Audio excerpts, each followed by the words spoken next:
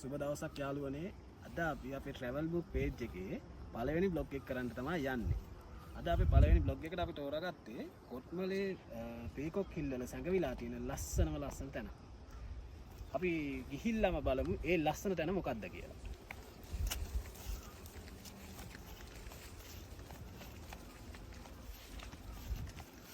යාළුවනේ අද අපිට පල්ලෙහාන් වීඩියෝ එක ස්කිප් කරන්න සිද්ධ වුණා. පාර අපිට යන්න තියෙන හින්දා දැන් ඉන්නේ අපි එක ස්ථානයක සම්දිස්ථානයකට ඇවිල්ලා ඉන්නවා. අපි දැන් බලන්න ඕනේ මේ ඉස්සර මේක ගම්මානේ අයින් කරලා දැන් පාළුවට ගිහින් තියෙනවා. තවත් මේ නිවාස තාම මේ ස්ථානවල එහෙම්ම තියෙනවා.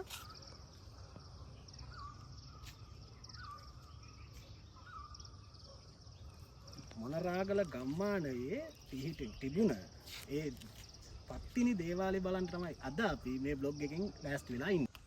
දැන් අපි අපේ ගමනාන්තයට ළඟා වෙලා ඉන්නේ. හාස්කම් සහිත පත්තිනි දේවාලය දැන් මෙතනින් එහා තමයි තියෙන්නේ. අපි ගිහිල්ලා බලමු මේ පත්තිනි දේවාලයට. හැබැයි ගරුසරුව ලස්සනට අපි එතනට යන්න ඕනේ.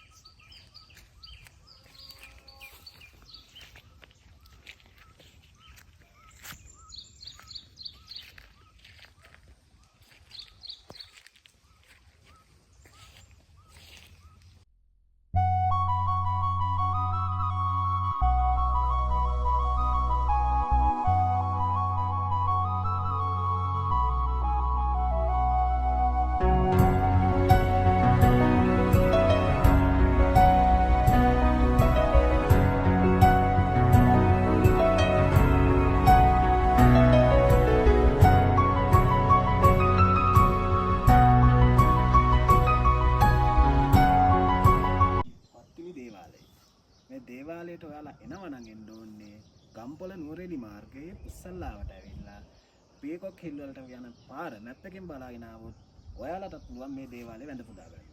හාස්කම් සහිතයි. ඇවිල්ලාම ඔයාලත් වැඳ පුදාගෙන බලන්න.